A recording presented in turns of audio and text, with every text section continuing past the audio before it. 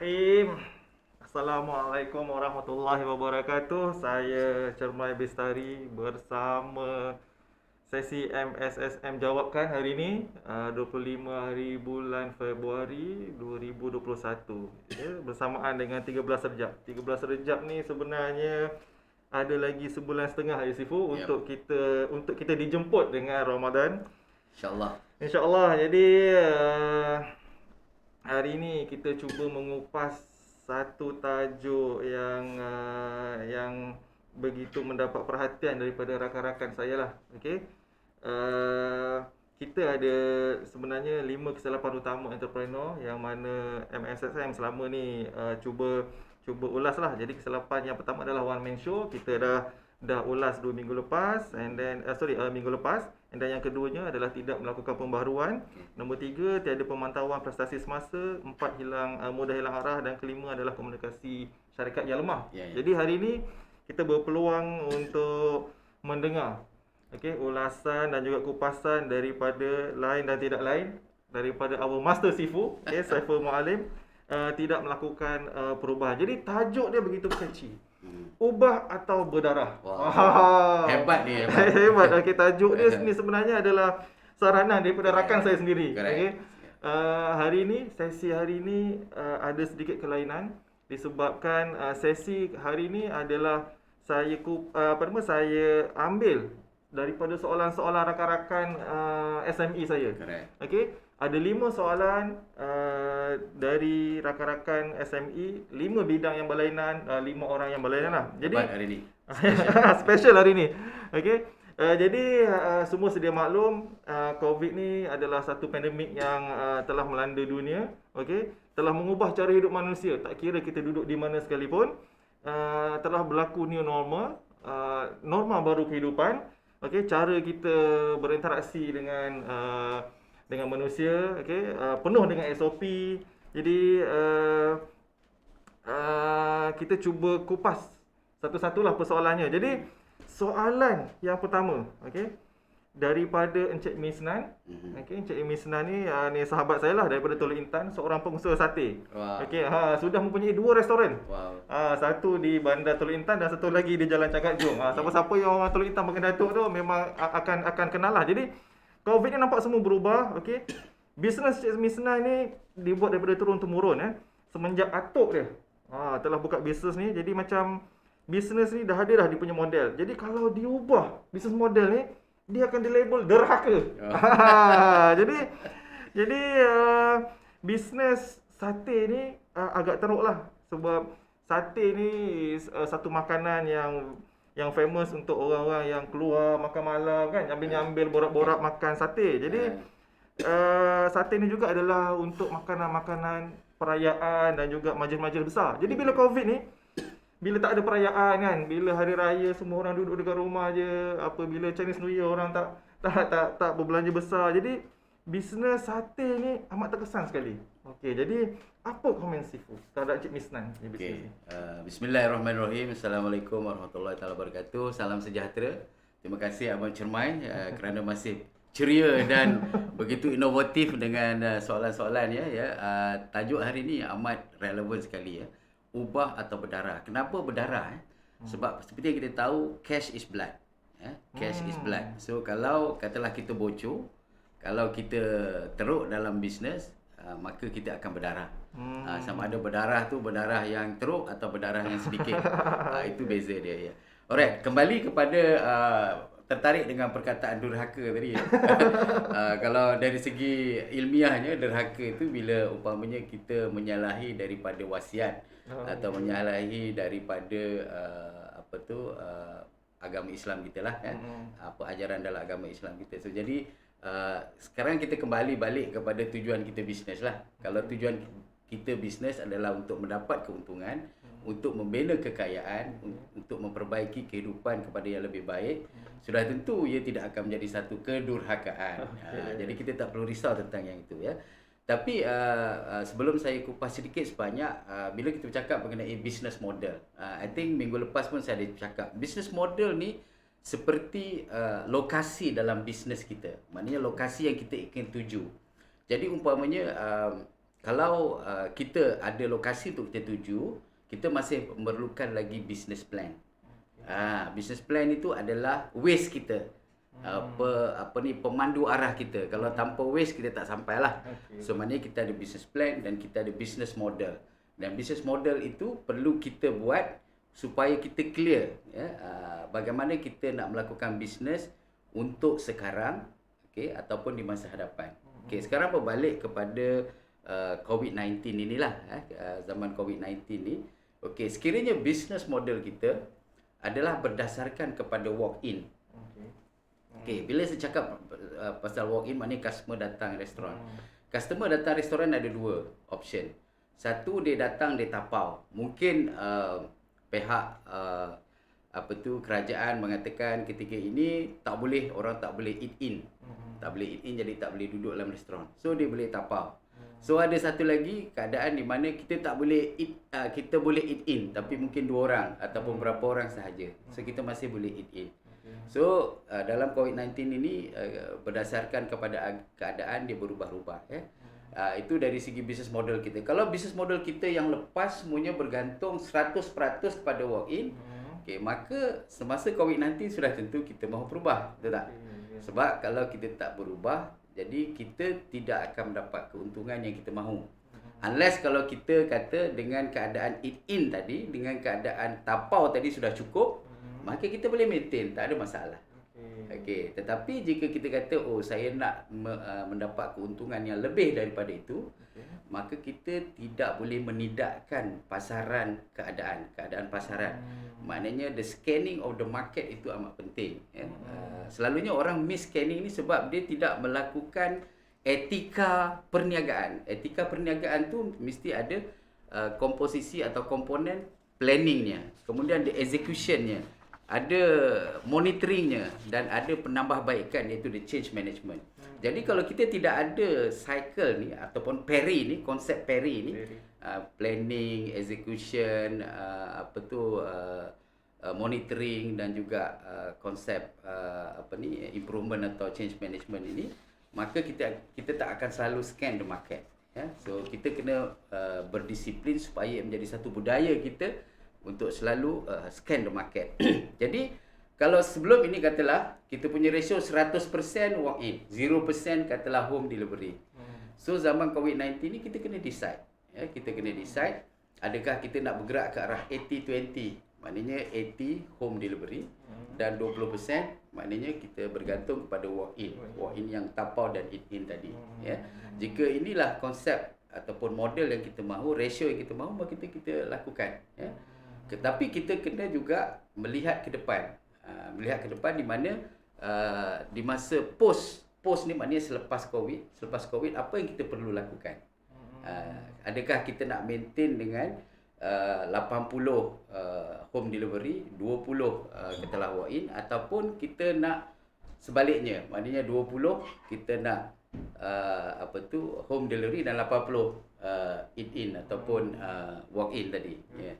So kat situlah kita akan balance, sentiasa kita balance antara business model yang kita bina ya. Dan kemudian the next thing selepas business model adalah dari segi marketing.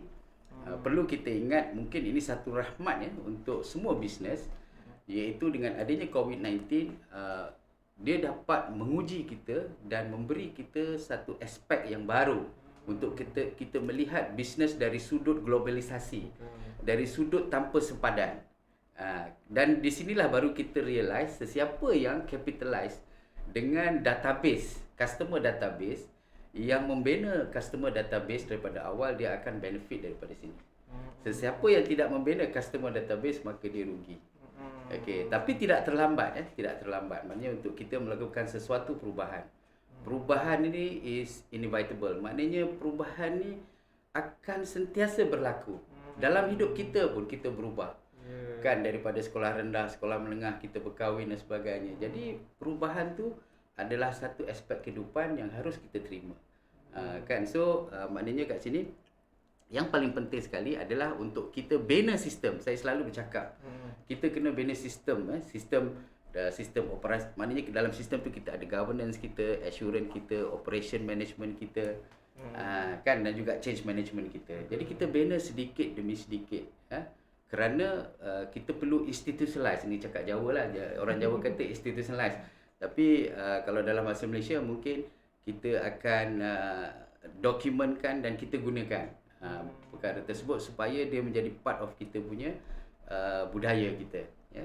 So yang kedua adalah dari segi database tadilah.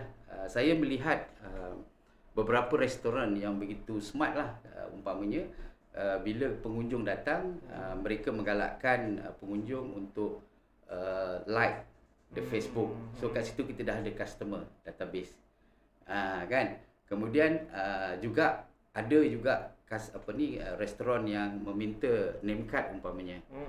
So kat sinilah kita membina database, dan kita kerana ramai daripada restoran ini sebenarnya berdasarkan kepada repeat business, repeat customer. So mungkin ada yang 30% repeat customer, mungkin ada 40 dan mungkin ada yang 80 repeat customer. Jadi situlah customer database yang penting, yang mana kita boleh lakukan di time apa pun, time COVID, post COVID dan sebagainya. So sistem dan customer database adalah key, dan perubahan memang perlu kita hadapi, mahu ataupun tidak mahu. Okey, jadi boleh disimpulkan di sini apabila seseorang itu cuba untuk berubah, derhaka bukanlah yang perlu kita chop lah di dahi. Jadi apa tujuan bisnes tu? Ni apa tujuan bisnes. Jadi ada juga yang rakan-rakan yang saya kenal pastilah dia tak nak berubah ni sebab dia agak nak kata malas tu pun tapi sebenarnya agak kurang rajin. Dia kurang rajin untuk nak compile database, untuk buat SOP, untuk nak create FB, untuk nak create content dan juga create sistem ni. Jadi ni sebenarnya semua benda tu adalah satu keperluan, satu kemestian lah. Sifu dah acap kali ulang lah. System is a must lah. Okay, system is a must. Jadi yang keduanya, soalan yang kedua ni adalah sahabat saya Encik Hasrul daripada utara, daripada Pendang, Kedah. Okey, saya jauh tu. Jauh tu. Saya sebenarnya adalah salah seorang klien beliau. Pelanggan lah. Saya mengambil supply mangga lah. Okey, mangga daripada beliau lah. Jadi beliau ni daripada Pendang, Kedah, peniaga buah-buahan. Okey, kalau masa musim mangga harum manis tu memang bisnes dia boom lah. Kan, sampaikan demand over the supply. Okey, jadi antara komen, feedback yang saya dapat daripada Encik Hasrul ni adalah dia ni duduk kampung. Jadi saya ni tak kerti lah sangat gadget ni katanya. Okey, bisnes-bisnes yang pakai sistem ni, aduh, pakai tools lah, pakai ni semua ni untuk Gen X, Gen Y lah. Dia ni generasi baby boom yang mana dah begitu comfortable dan selesa dengan conventional business kan. Orang datang, ni santuni pelanggan bang kan. Jadi dia ni adalah karakter orang yang man to man businessman lah. Dia yang jenis bertepuk tampar, yang jenis bergurau-gurau. Jadi memang saya nampak dia ni orang yang karakter dia ramah lah. Jadi alasan dia adalah, mana lah saya tahu nak buat FB live apa semua ni kan. Duduk pula kat kampung tu kan. Apa konten yang sebenarnya dia boleh buat untuk FB live apa semua ni. Jadi soalannya di sini, apakah keperluan beliau bisnes buah di kampung untuk mengadaptasikan penggunaan gadget sebagai tools ni. Ya, Sifu. Terima kasih. Satu huraian yang panjang lebar, tetapi satu bukan masalah, satu cabaran yang dihadapi oleh semua orang lah. First thing yang kita nak tekankan di sini adalah untuk kita sebagai owner of the business, sebagai entrepreneur, apakah sebenarnya pain point kita? Apakah sebenarnya masalah kita sekarang ni? So selalunya kalau saya consult a company, selalunya saya akan cari the underlying root cause. Bukan hanya root cause tapi underlying. Maknanya the punca sebenar. Punca sebenar. Adakah disebabkan adakah kita rugi disebabkan oleh tiada pembeli? Okey, atau apakah masalah kita? Adakah quality of the buah? Okey. Atau apa masalah kita sebenarnya. Jadi the first thing adalah untuk kita mencari pain point, supaya kita dengan jelas kita akan dapat menangani isu seperti ini. Okey. So yang kedua, apa yang kita perlu lihat adalah untuk kita bergerak dengan lebih maju lagi, iaitu kita melihat business model kita. Ya. Business model kita, katalah business model kita hanya mengharapkan peraih. Okey? Atau adakah business model kita mengharapkan peraih dan juga walk-in customer? Customer yang datang daripada pelbagai tempat kan. Dari situlah kita boleh buat improvement. Sekiranya business model kita hanya berdasarkan pada peraih umpamanya, maknanya kita punya improvement adalah untuk menambah peraih. Okey, bagaimana kita nak menambah peraih umpamanya? Ada dua aspek. Secara online dan secara offline. Saya rasa untuk conventional person, cara offline memang sudah biasa. Sudah biasa. Caranya umpamanya kita mencari umpamanya orang-orang yang buat float mangga umpamanya. Okey, kita cari katalah company yang buat franchise untuk float mangga. Kita cari. So kita dah dapat big market kat situ. Kita cari juga yang restoran-restoran yang menggunakan fruit juice umpamanya. Ya. So kita cari mungkin banyak di food court atau banyak di restoran-restoran di luar sana kan. So kita boleh buat manual jika kita tak comfortable untuk buat online. So kita masih boleh buat. Kan pokoknya mungkin buah pun tak cukup. Kan? Itu satu. Katalah bila dalam forecast kita mesti buat forecast. Offline ni boleh generate berapa banyak jualan. Okey, sekarang kita lihat pula. Perlu tak kita buat online? Kalau katalah online ni sesuatu yang mungkin kita kurang selesa. So kita lihat dari segi online. Okey, dari segi online, katalah kita tidak mempunyai kemahiran. Di sinilah aspek kejayaan dalam bisnes come into the picture. Di mana saya selalu sebut satu daripada 8 aspek kejayaan seorang entrepreneur adalah dari segi leveraging and partnership. Okay, forget about the partnership. Okay, so kita leverage. Okay, so mungkin kita boleh leverage dengan platform-platform yang dah ada. Okay, katalah ada platform marketing. Kita guna platform marketing tu. Okay, marketing buah mangga. Okay, kepada siapa? Kepada individu yang running the restaurant atau kepada individu yang nak makan mangga. Okay. Katalah kita mempunyai orang kata kemahiran yang kurang dari segi online business, Facebook, Instagram, TikTok dan sebagainya. So kita boleh juga menggunakan tenaga muda. Ya, tenaga muda yang memang berkualiti dari segi menggunakan teknologi. So kita boleh leverage dengan kemahiran yang mereka ada untuk buat Facebook marketing ataupun membuat Instagram marketing ataupun membuat TikTok. Sekarang ni TikTok adalah satu cara yang paling efektif. So kita buat TikTok lah.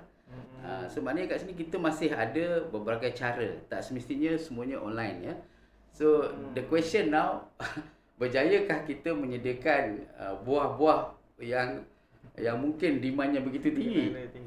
Jadi saya rasa tidak ada masalah di sini dari segi pemasaran. Kalau business model kita pun even peraih sahaja. So mungkin kalau business model untuk peraih tak cukup, kita boleh expand. Business model kita tambah dengan walk-in customer. Ataupun kita boleh tambah dengan individual customer yang datang daripada pelbagai ceruk. Kalau dulu kebaikannya kalau kita boleh buat online ini, kalau dulu mungkin kita punya customer mungkin di persekitaran, kalau di kawasan Kedah tu mungkin di Kedah, mungkin sekarang dah sampai ke Sabah, ke Sarawak dan sebagainya.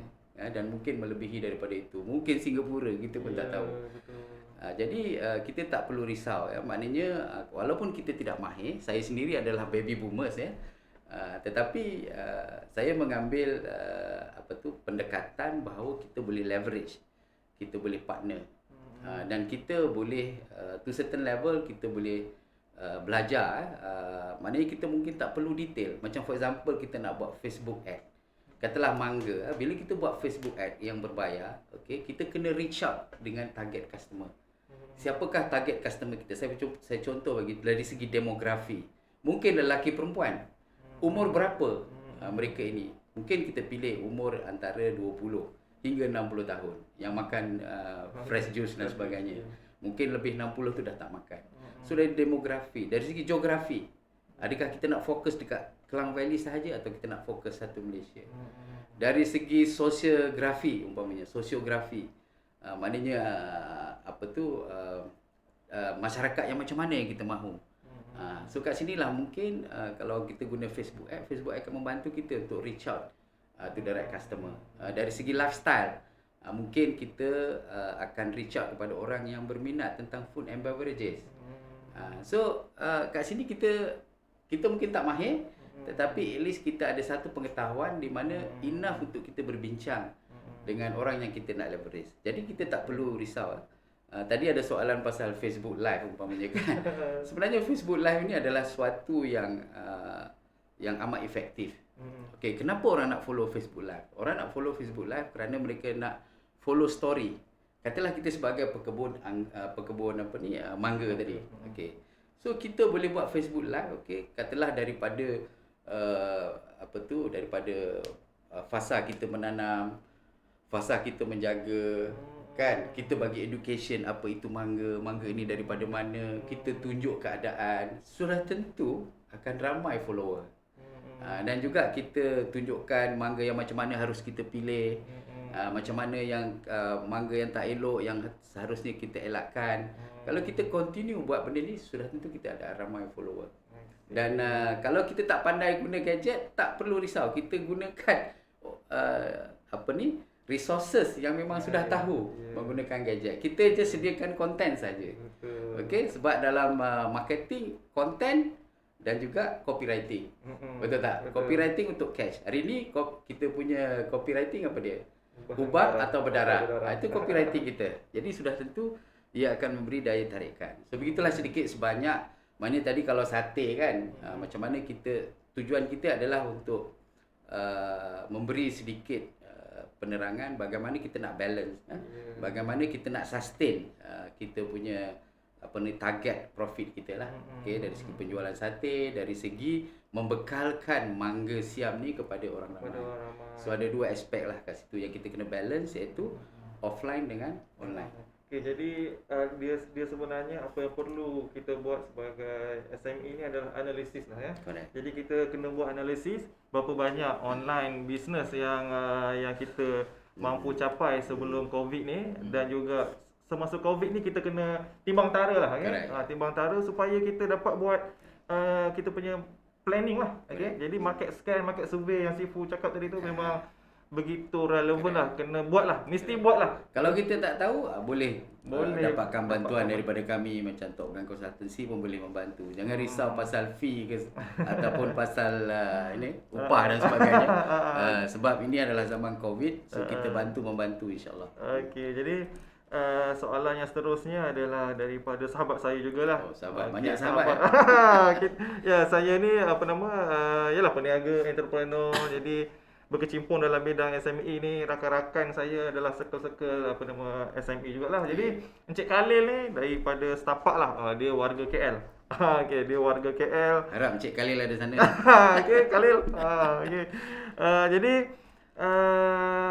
profil Cik Khalil ni adalah dia ni seorang kontraktor. Okey, dah lama sangat dah. Construction lah. Okey, semenjak keluar daripada universiti tu dia terus buat construction lah. Jadi dia ni memang pakar lah dalam hal ehwal welding, grill, awning. Yang itu memang dia expert lah kan. Tunjuk gambar je dia dah tahu dah. Okey, rumah kau ni, balcony kau ni 2 kaki kali 10 kaki. Jadi inilah dia punya BOQ dia. Okey, jadi salah satu karakter untuk berubah ni, Sifu ni kita ada ulas lah minggu lepas kan, berkolaborasi. Okey, tapi Khalil ni dia tak percaya dengan orang. Okey, alasan dia nanti kena kelepet. Jadi saya dapat rasakan yang dia pernah kena kelepet lah sebelum ni. Okey, jadi susahlah nak berubah-ubah ni.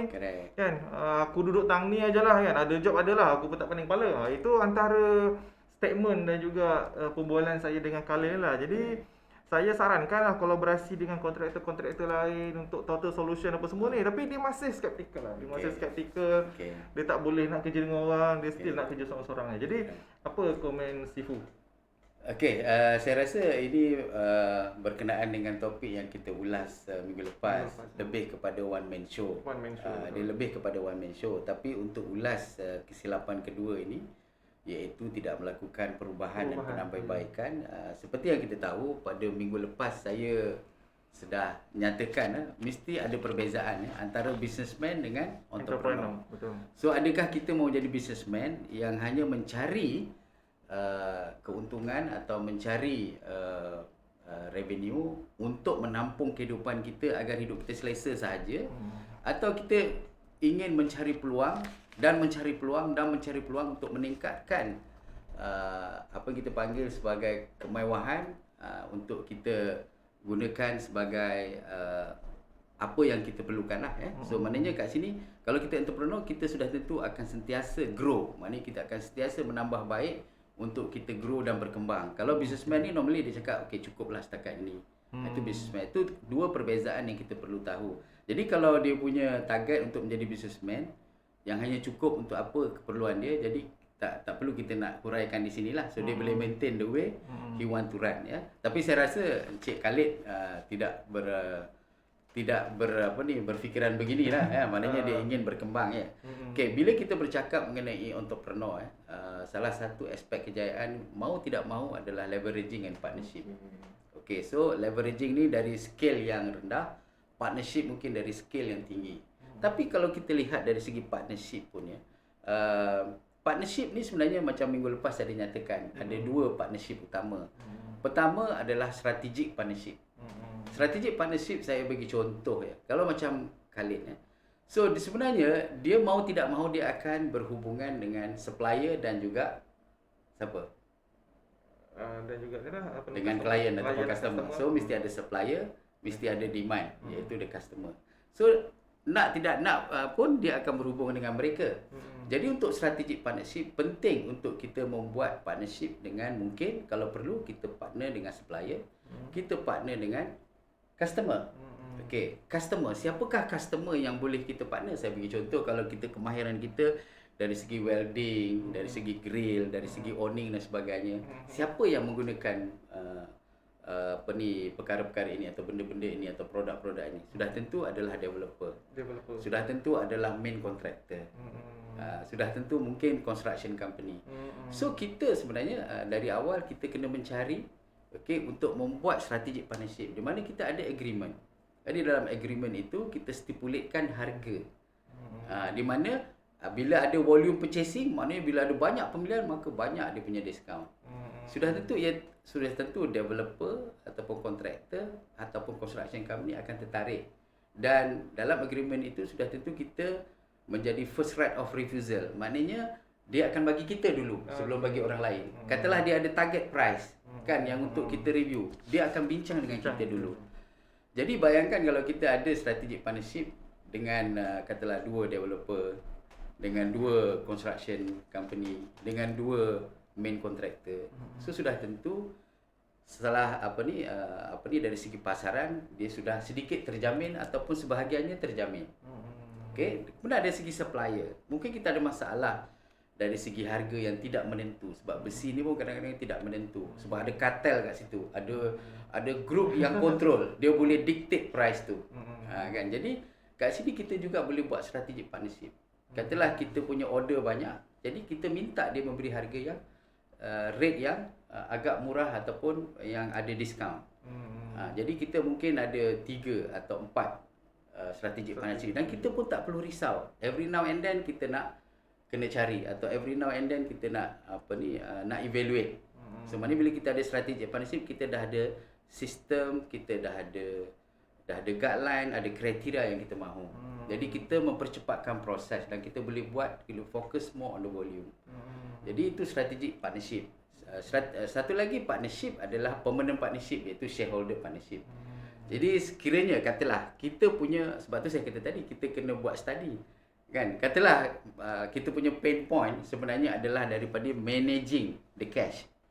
Okay? Managing the cash flow, managing the balance sheet, kan, and something like that. So mungkin kita perlukan partner dari segi finance.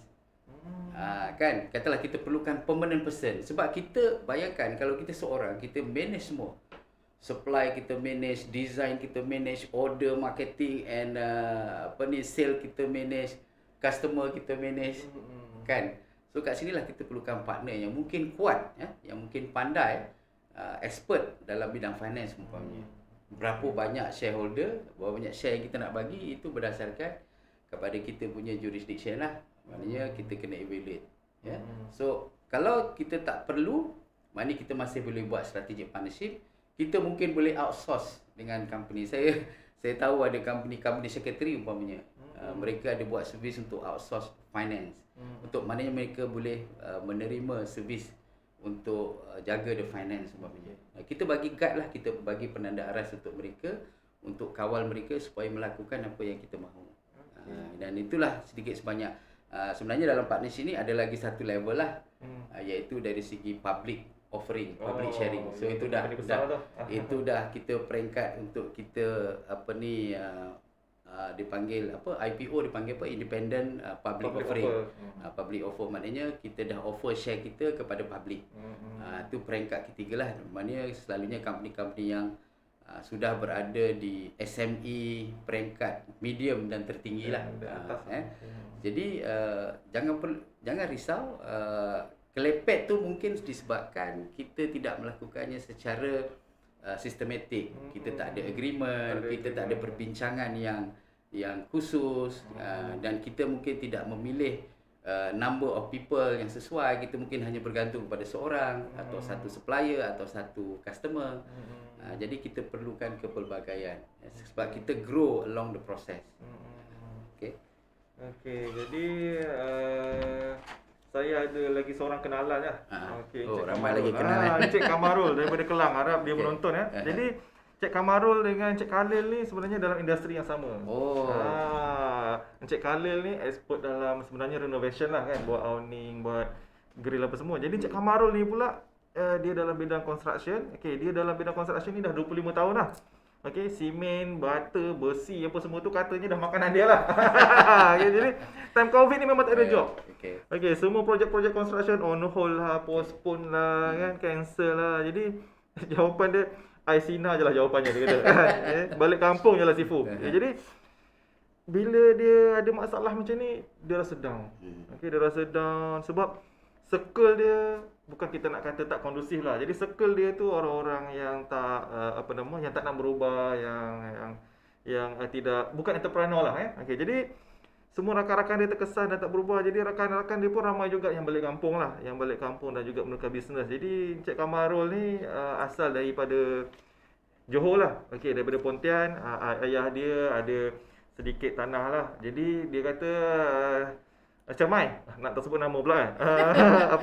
Balik kampung lah, adalah tanah yang dikatakan sekakang kera, tapi sebenarnya saya rasa berekar-ekar juga tu. Jadi dia kata balik kampung dia nak mengusahakan inilah nanas, pisang dan juga serai lah. Jadi dia cuba berkecimpung dalam bidang agro lah. Tapi poin yang saya minta Sifu kupas di sini adalah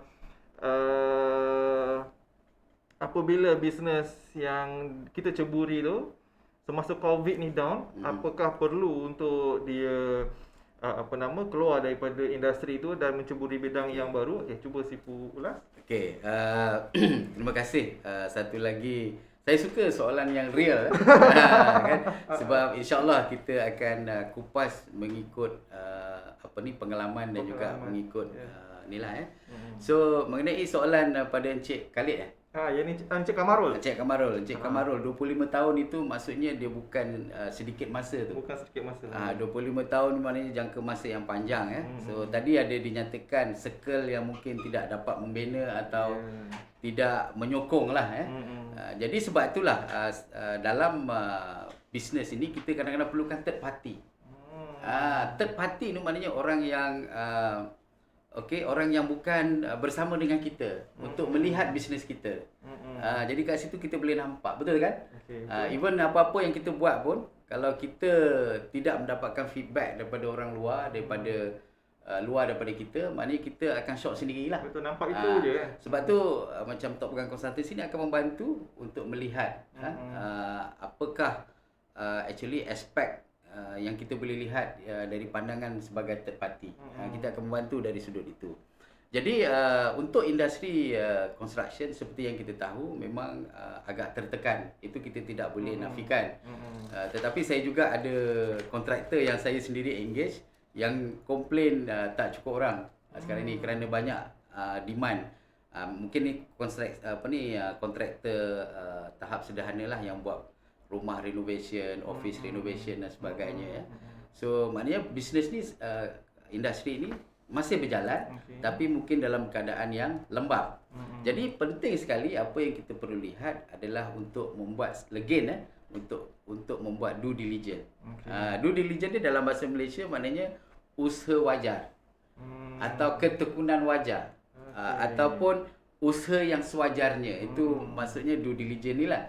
Jadi bila kita buat study, kita akan lihat apakah sebenarnya model ataupun business plan yang kita ada sekarang ini berbanding dengan keadaan sekarang keadaan di masa akan datang.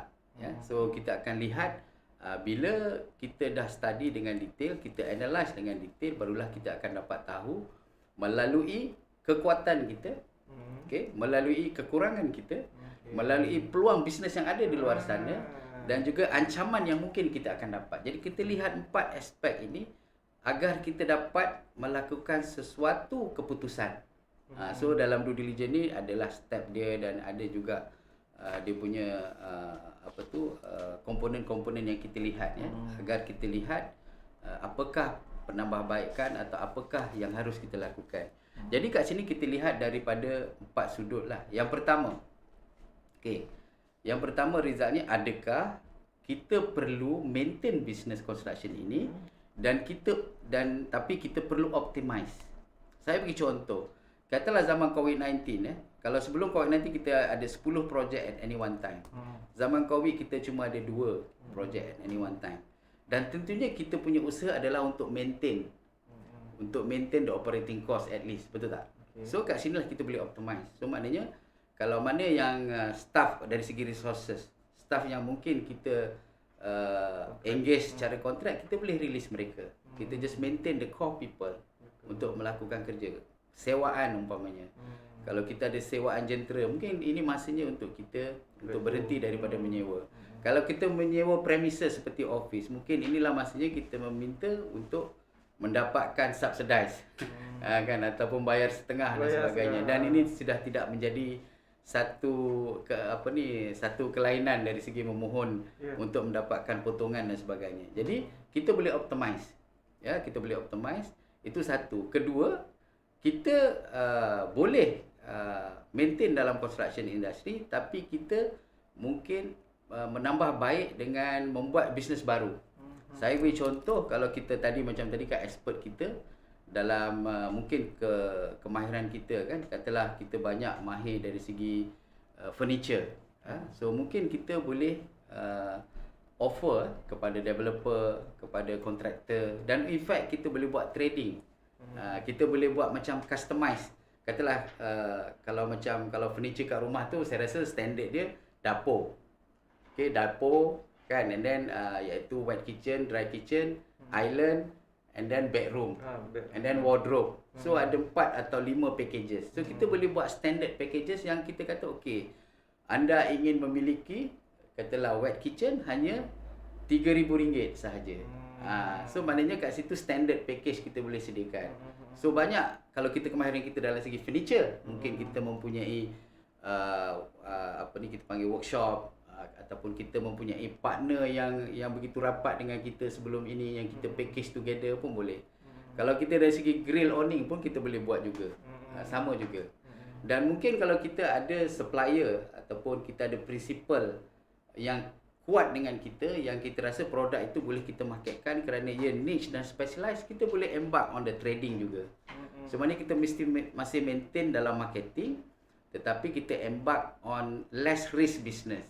Tapi menggunakan kemahiran kita yang ada. Dan kemahiran dan juga kelebihan yang kita ada. So kat situ yang nombor 2. Yang nombor 3 mungkin kita kata dalam study tu kata kita pergi mana pun dah tak boleh. So maknanya kita kena embark on new business. Cuma sama ada kita nak maintain company kita dormant untuk sementara dan kita embark on new business. Katalah di sini nak embark dalam agro. Jika itulah decision kita berdasarkan analisis yang kita buat, maka kita embark on agro, tak ada masalah. Cuma caution dia untuk kita mulakan bisnes baru, kita mesti kosongkan kita punya minda. Jangan kita treat agro ni pun macam construction juga. Maknanya kita kena, seperti yang saya kata tadi, bila nak jadi entrepreneur, kita kena leverage. So kita kena cari orang-orang dalam agropreneur. Agropreneur ni orang-orang yang membuat bisnes agriculture, bisnes penternakan, juga bisnes perikanan umpamanya. So kita mencari mereka. Okay, mencari jangan seorang je, kita cari ramai orang. Tanya mereka dan sebagainya. Bagaimana kalau nak buat tanam sayur jangka pendek, timun, lada, bagaimana nak buat jangka sederhana. Okey, ada nenas, pisang, ubi, bagaimana nak jangka panjang, kelapa sawit, kelapa dan sebagainya. Jadi sebelum kita embark on agro pun kita kena pilih, kita kena buat study. Dari segi marketnya, demandnya, dan dari segi supply-nya, dan juga dari segi kemahiran. So 3 aspek tu pun kita perlu lihat. Jadi katalah kita dah embark on agro, paling penting sekali kita kena willing to learn. Kita kena leverage juga, ya. Dan insya-Allah jika kita willing to learn, kita akan berjaya. Saya sendiri tahun lepas bulan Januari, even sebelum COVID-19, saya dah embark on agro. Ya. So apa saya buat masa tu, kami berdua kami berbincang untuk buat nanas kerana dia jangka pendek dan dia memberi pulangan yang tinggi, dan juga kita rasa cara penjagaannya juga orang kata manageable. Kan. So bila kami embark on nanas, apa kita buat? Kami masuk dalam grup Persatuan Penanam Nanas. Di situlah kami belajar, dan kami melawat sampai ke Johor, kami melawat di lembaga nanas dan sebagainya untuk belajar bagaimana ingin menjaga nanas. Dan in fact kami tanam dulu baru kami attend training dan sebagainya. Jadi itu satu perkara yang perlu kita tahulah kalau kita nak embark on the new business venture. Dan perlu kita tahu bila kita nak kembali kepada construction company, kerana bila company kita dormant, tak ada resources, mungkin kita nak start balik, kita akan menghadapi satu kesukaran. Katalah selepas COVID nanti tiba-tiba 20 developer contact, 20 customer contact kan. Masa tu kita perlu ingat bahawa bila kita nak start balik the business, maka kita memerlukan dari segi modal, dari segi tenaga dan sebagainya, seperti kita macam membina bisnes yang baru. Cuma kemahiran kita ada lah. Jadi sebab tu decision tu bila kita buat berdasarkan kepada analisis. Macam yang pertama tadi, kita maintain company tu, kita optimize. Jadi company tu still running. Kan. So itu salah satu daripada ni. Tapi mengulas mengenai agro ni memang tak pernah silap lah. Sebab agro ni sesuai untuk zaman meleset atau tak meleset. Orang tetap makan. Tak makan juga. Betul. Kan, orang tetap makan, orang tetap minum. Jadi agro adalah satu bidang yang memang sesuai. Cuma kita kena memilih apakah jenis agro yang kita nak, sama ada perikanan, sama ada penternakan, sama ada peladangan. Kalau peladangan yang macam mana? Jangka sederhana, jangka pendek atau jangka panjang, atau kombinasi dan sebagainya. Macam saya milih jangka sederhana. Jangka sederhana iaitu antara 6 bulan hingga 1.5 tahun. Jadi saya memilih tanaman yang sebegini kerana saya tidak perlu menunggu lama lah. Kan umur pun dah tua. Jadi itu sedikit sebanyak. Dan kalau kita lihat company-company yang besar seperti AirAsia pun sudah embark dalam agro. Kemudian AirAsia bukan setakat embark dalam agro, tapi kalau kita lihat tadi, dia sudah embark dalam food delivery. Dan kita lihat sekarang AirAsia bukan hanya deliver within 10 km radius, tapi konsep dia merangkumi 60 km radius untuk satu-satu order. Dan dia punya rate lebih rendah daripada Foodpanda dan juga GrabFood. Jadi siapa yang berada dalam food delivery, kita nantikan bagaimana AirAsia akan memonopoli dari segi food delivery. Dan in fact Tony Fernandez pun dah buat pengumuman dalam masa 2 tahun AirAsia akan recover. Jadi kita lihat company yang dynamic tu, dia confident kerana dia sentiasa melakukan perubahan. Inilah perubahan yang AirAsia lakukan. Memang kalau kita kata COVID-19 effect dekat travel ni memang satu yang begitu impactful lah. Begitu terkesan sekali lah. Tapi orang-orang yang cepat berubah, yang bangkit seperti AirAsia ni, dia akan cepat recover. Even NASA pun sekarang pun embark on agro. Jadi everybody dah embark on agro. Jadi kalau company sebesar NASA dan juga AirAsia berubah kan, jadi Encik Kamarul cuba berubah daripada construction kepada agro juga adalah satu tindakan yang wajar lah. Jadi Kamarul, kalau nak ilmu lebih dalam pasal penanaman nanas, pisang dan serai ni, cubalah datang ke Shah Alam Seksyen 7 berjumpa dengan Master Sifu Saiful, dia boleh share lah. Okay, jadi tadi bercakap pasal Cik Kamarul daripada Kelang, and then sekarang ni kita bergerak ke Seri Serdang pula. Yang ini rakan lama Jamal. Okay, saya panggil dia Bro Jamal lah. Jadi yang ini pun lama jugalah. Rakan-rakan saya ni kebanyakannya yang istiqamah dalam satu bidang lah. Jadi Jamal ni 15 tahun dalam industri travel agent lah. Okay, jadi masa musim umrah, masa summer holiday ni paling sibuk lah. Jadi dan juga ni, tapi sebenarnya yang lagi sibuk adalah pada masa rakyat Malaysia dapat bonus lah. Okay, jadi industri pelancongan ni semua sedia maklum lah, adalah industri yang paling terkesan lah dalam semasa Covid ni. Jadi dia duk bercakap dengan saya lah, aku ni 15 tahun buat travel agency ni, aku dah passion dekat dalam tu, dia dah tak ada passion dalam benda-benda lain. Jadi untuk berubah ni, mindset kena ubah, mindset kena ubah, cara berniaga kena ubah, ada new SOP yang perlu dihadam kan. Jadi internal kena ubah, external kena ubah. Jadi rakan-rakan circle dia berpendapat kalau dia ubah bisnes tu, rakan-rakan dia pun berubah. Okey, jadi supply chain pun berubah. Jadi kalau dah semua dia berubah, dia kata aku nak jadi siapa sebenarnya? Sebab ni saya nampak diri dia ni adalah seorang yang mementingkan image lah. Okey, jadi dia kata, bukan dia katalah, semua orang tahu Facebook dia dekat kampung, rakan-rakan semua dah tahu dah. Kalau sebut Jamal ni, Jamal yang mana? Bro Jamal Fly ke? Jadi dah terkenal lah nama dengan Bro Jamal Fly ni. Jadi kalau dia ubah bisnes model dia venture new business, dia kata takkanlah aku nak hilang aku punya tagline ni, Jamal Fly. Jadi mungkin Sifu boleh ulas, perlu ke kalau orang berubah, dia mengubah dia punya identiti, karisma dan juga business model dia lah. Okay, mungkin Sifu boleh. Okey, wah banyak betul kawan Okey, ini dari segi travel dari segi travelling, memang travelling industri yang amat terkesan sekali lah, seperti yang kita tahu, dan tak payahlah buat cari pain point dia. Maknanya tak ada bisnes untuk time COVID-19 ni, sehinggalah nanti mungkin selepas post COVID ya. So bila kita cakap pasal berubah, saya dah banyak cakap berubah. Boleh tak kita buat satu analogi kan? Analogi, katalah rumah kita. Okey, rumah kita di satu kampung. Okey, setiap tahun kena banjir. Okey, dan time banjir itu kurang-kurangnya sebulan kita terkesan. Okey, kadang-kadang tanaman kita musnah. Lepas tu peralatan rumah damage, musnah dan sebagainya, dan kita tertekan, kita kena pindah, kita pergi ke pusat banjir. Okey, dalam keadaan dan situasi sebegini, apakah tindakan kita? Adakah kita ingin berubah atau kita nak maintain dengan status tu? Kalau kita nak maintain dengan macam tu, memang tak ada hal lah, boleh maintain, tak ada masalah ya. Kita dengan masalah kita lah. Tapi kalau kita ingin berubah, sudah tentu mungkin kita kita tengok internal dan external factor. Kalau banyak external factor, umpamanya Jabatan Parit Tarik Air perlu melakukan satu perubahan berdasarkan kepada kerajaan tempatan apa semua, dan banyak yang tak boleh kontrol, maka mungkin decision kita mesti kita pindah.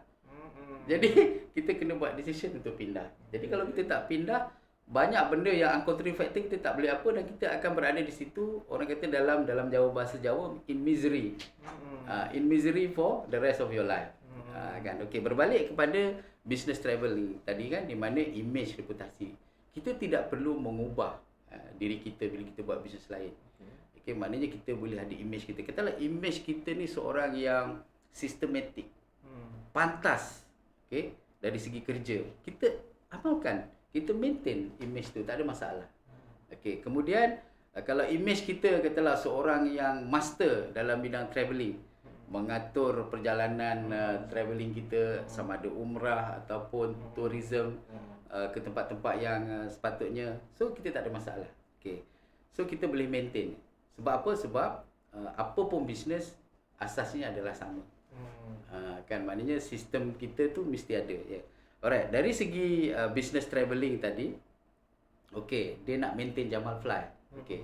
Sebelum kita bercakap mengenai nama tu ataupun dia punya brand dia, brand dia sebagai Jamal Fly tu, kita akan lihat jika kita ingin berubah sebagai entrepreneur, kita kena berubah. Jadi apakah bisnes selepas kita buat due diligence tadi, apakah bisnes yang paling sesuai yang kita ingin buat? Okey, apakah tadi kalau kita lihat kan, apakah kemahiran kita? Kemahiran kita dari segi public relation. Kemahiran kita mendapatkan transport. Kemahiran kita mendapatkan logistik. Kemahiran kita ada database. So daripada situ kita lihat peluang yang ada. So katalah peluang yang ada yang paling dekat adalah food delivery.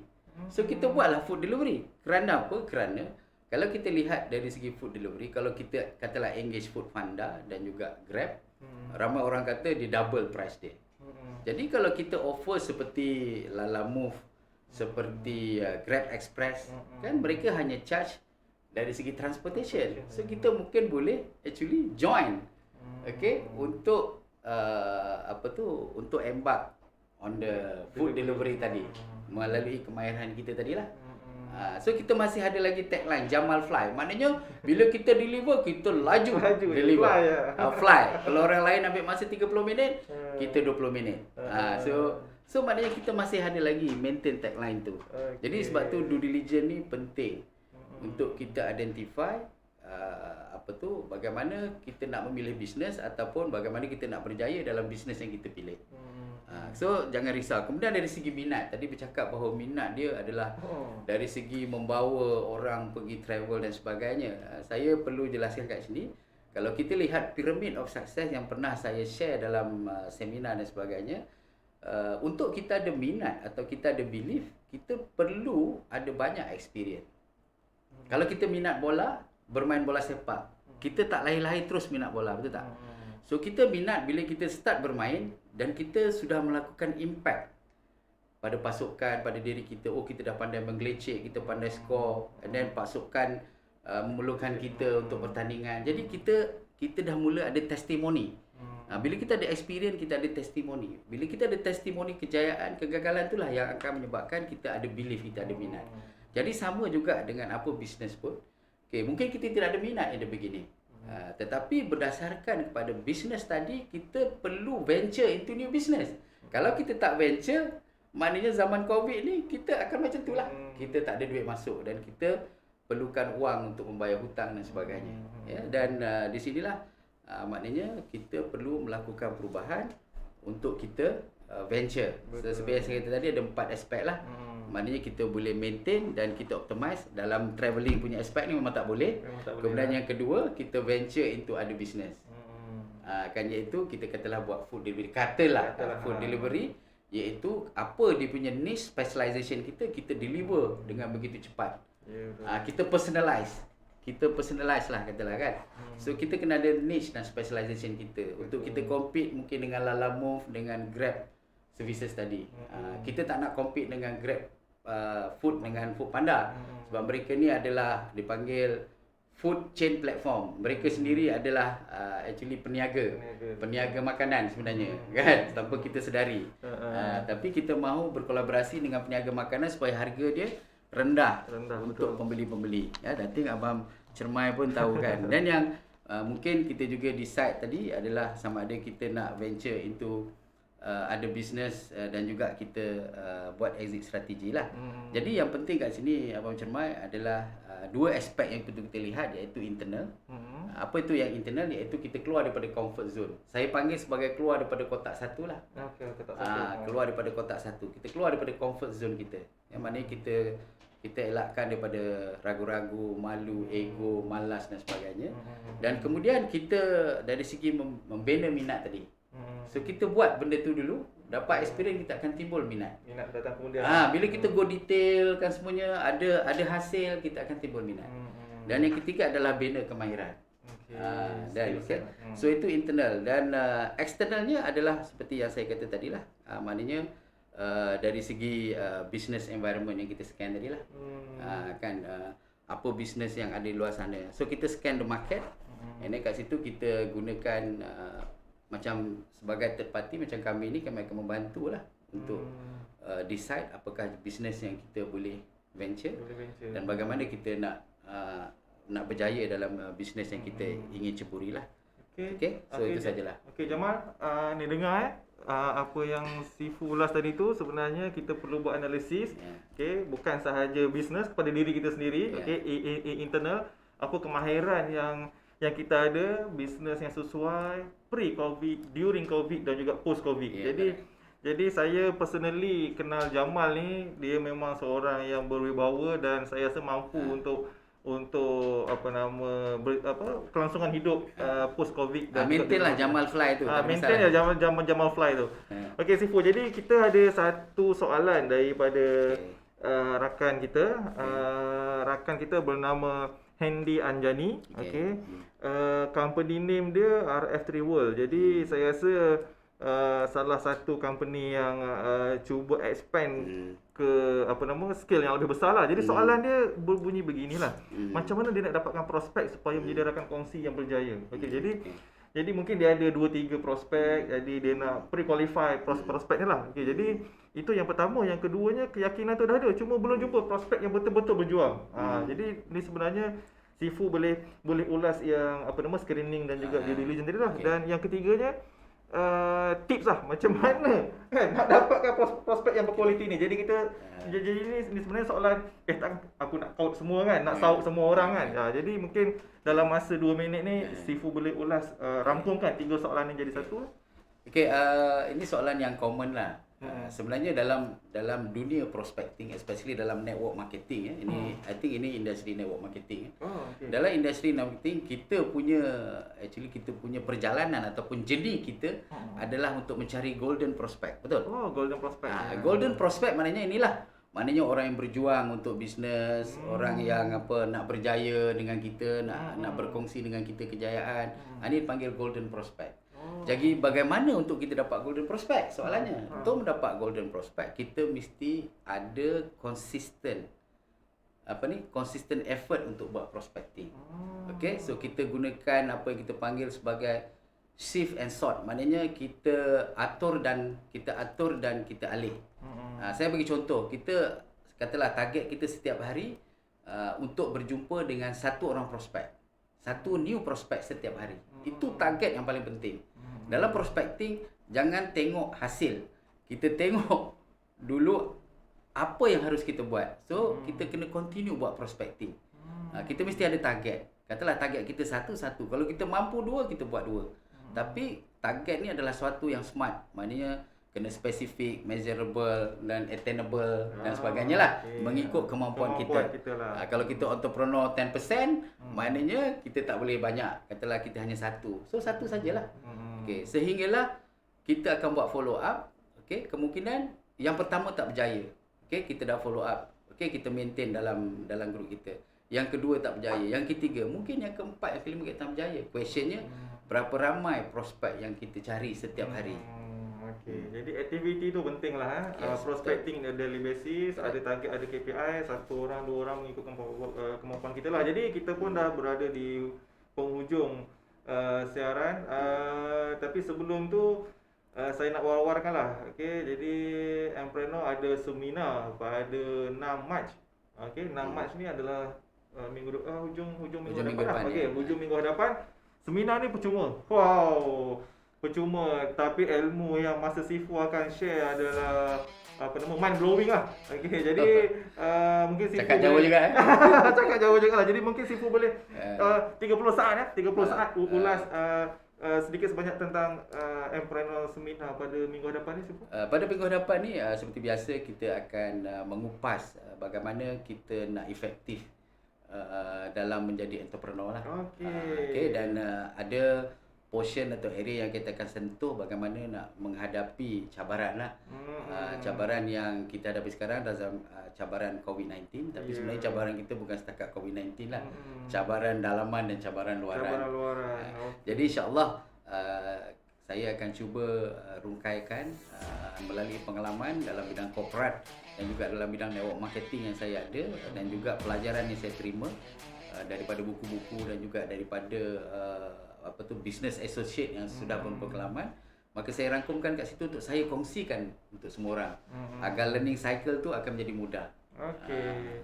Okey, jadi jangan lupa rakan-rakan di luar sana, sama-sama kita berjumpa lah, sesi seminar pada 6 Mac minggu hadapan. Jadi sebelum tu like, share dan juga subscribe Top Gun punya Facebook channel, YouTube channel dan juga Instagram dan juga TikTok Saya difahamkan ada TikTok punya account. Jadi untuk mendapat update apa yang berlaku di Top Gun dan juga Empreno, sila follow kami lah.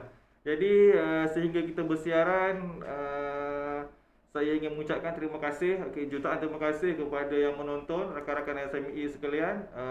Sekiranya tersandung dan juga memerlukan third eye view, jangan segan-segan, jangan ragu-ragu, hubungi Master Sifu.